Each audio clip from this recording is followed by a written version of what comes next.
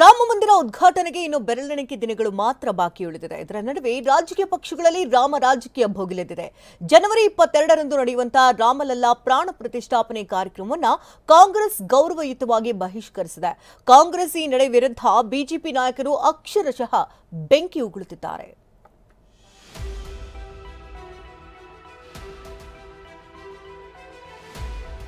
ರಾಮ ಮಂದಿರ ಉದ್ಘಾಟನೆ BJP RSS ಕಾರ್ಯಕ್ರಮವೆಂದ Congress.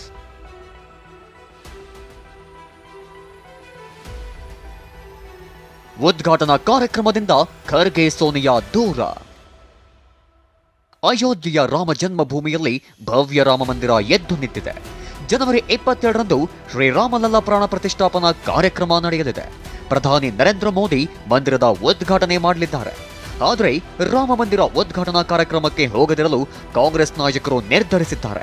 Rama ಮಂದಿರ ಉದ್ಘಾಟನಾ ಕಾರ್ಯಕ್ರಮ ಬಿಜೆಪಿ ಮತ್ತು ಆರ್ಎಸ್ಎಸ್ ಕಾರ್ಯಕ್ರಮವಾಗಿದೆ ಅಂತ ಕಾಂಗ್ರೆಸ್ ಆರೋಪಿಸಿತ್ತು.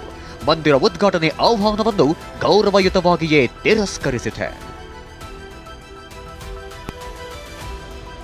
ನಮ್ಮ ದೇಶದಲ್ಲಿ ಲಕ್ಷಾಂತರ ಜನರು ರಾಮನನ್ನ ಪೂಜಿಸುತ್ತಾರೆ. ಧರ್ಮವು ವೈಯಕ್ತಿಕ ವಿಷಯವಾಗಿದೆ.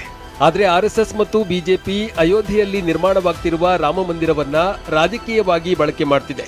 ಬಿಜೆಪಿ ಮತ್ತು ಆರ್ಎಸ್ಎಸ್ ನಾಯಕರಿಂದ ಅಪೂರ್ಣ ದೇವಾಲಯದ ಉದ್ಘಾಟನೆ ಚುನಾವಣಾ ಲಾಭಕ್ಕಾಗಿ ಮಾಡುತ್ತಿರುವುದು ಸ್ಪಷ್ಟ. 2019ರ ಸುಪ್ರೀಂ ಕೋರ್ಟ್ ತೀರ್ಪಿಗೆ ನಾವು ಬದ್ಧವಾಗಿದ್ದೇವೆ. ರಾಮನನ್ನ ಗೌರವಿಸುವ ಲಕ್ಷಾಂತರ ಜನರ ಭಾವನೆಗಳನ್ನ ಗೌರವಿಸುವ ಸಂದರ್ಭದಲ್ಲೇ ಮಲ್ಲಿಕಾರ್ಜುನ ಖರ್ಗೆ, ಸೋನಿಯಾ ಗಾಂಧಿ ಮತ್ತು ಅಧೀರ್ ರಂಜನ್ ಚೌಧರಿ ಅವರು ಸ್ಪಷ್ಟವಾಗಿ ಆರ್ಎಸ್ಎಸ್ ಮತ್ತು ಬಿಜೆಪಿ ಕಾರ್ಯಕ್ರಮದ ಆಹ್ವಾನವನ್ನ ಗೌರವಯುತವಾಗಿ ನಿರಾಕರಿಸಿದ್ದಾರೆ. ಹೀಗಂತ ಕಾಂಗ್ರೆಸ್ ಪ್ರಕಟಣೆ ಹೊರಡಿಸಿದೆ. ಕಾಂಗ್ರೆಸ್ ಹೈಕಮಾಂಡ್ ನಿರ್ಧಾರದ ಬಗ್ಗೆ ಪ್ರತಿಕ್ರಿಯಿಸಿರೋ ಸಿಎಂ ಸಿದ್ದರಾಮಯ್ಯ, ಆ ವಿಚಾರ ನನಗೆ ಗೊತ್ತಿಲ್ಲ, ನಮ್ಮ ಅಧ್ಯಕ್ಷರು ಮಾತನಾಡ್ತಾರೆ ಅಂತ ಡಿಕೆ ಕಡೆ ಬೊಟ್ಟು ಮಾಡಿದ್ದಾರೆ. ರಾಮ ಮಂದಿರದ ಉದ್ಘಾಟನೆಗೆ ಹೋಗಲ್ಲ ಅಂತ ಯಾವ ರಾಮ ಗೊತ್ತಿಲ್ಲ ನನಗೆ. ಆದರೆ ಈ ಕುರಿತು ಯಾವುದೇ ಪ್ರತಿಕ್ರಿಯೆ ನೀಡಲು ಡಿಕೆ ಶಿವಕುಮಾರ್ ನಿರಾಕರಿಸಿದ್ದಾರೆ. ರಾಮ ಮಂದಿರ ಉದ್ಘಾಟನೆಗೆ ಹೋಗದೇ ಇರುವ ತೀರ್ಮಾನವನ್ನು ಅಲ್ಪಸಂಖ್ಯಾತರ ಓಲೈಕೆಗಾಗಿ ಕಾಂಗ್ರೆಸ್ ಇಂತಹ ನಿರ್ಧಾರ ಎಂದ ಬಿಜೆಪಿ. ರಾಮ ಮಂದಿರ ಕಾರ್ಯಕ್ರಮದಿಂದ ದೂರ ಉಳಿಯಲು ಕಾಂಗ್ರೆಸ್ ತೆಗೆದುಕೊಂಡಿರೋ ನಿರ್ಧಾರದ ಬಗ್ಗೆ ಬಿಜೆಪಿ ಕಾಲೆಳೆದಿದೆ. ರಾಮ ಕಾಲ್ಪನಿಕ ಅಂತ ಸುಪ್ರೀಂ ಕೋರ್ಟ್ನಲ್ಲಿ ವಾದಿಸಿದವರಿಂದ ಮತ್ತೇನು ಬಯಸಲು ಸಾಧ್ಯ ಅಂತ ಕೋಟುಕಿದೆ. ಕಾಂಗ್ರೆಸ್ಸಿನ ದುರ್ಬುದ್ಧಿ, ಕಾಂಗ್ರೆಸ್ಸಿನ ಕುತಂತ್ರ ರಾಜಕಾರಣ, ಮುಸ್ಲಿಂ ಓಲೈಕೆ ಮಾಡುವಂತ ರಾಜಕಾರಣ.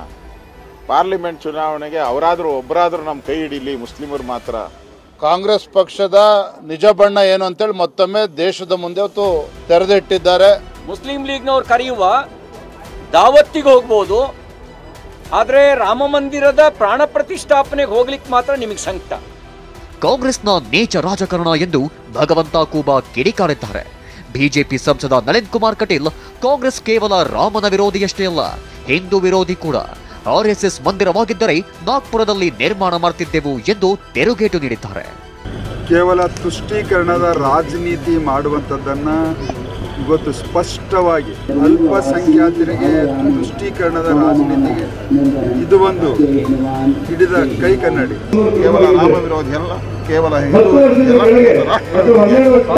ಒಟ್ನಲ್ಲಿ ರಾಮ ಮಂದಿರ ಉದ್ಘಾಟನಾ ಕಾರ್ಯಕ್ರಮದಿಂದ ಕಾಂಗ್ರೆಸ್ ದೂರ ಉಳಿದಿರುವುದು ಬಿಜೆಪಿಗೆ ಅಸ್ತ್ರ ಸಿಕ್ಕಂತಾಗಿದೆ. Bureau report, ಟಿವಿ9.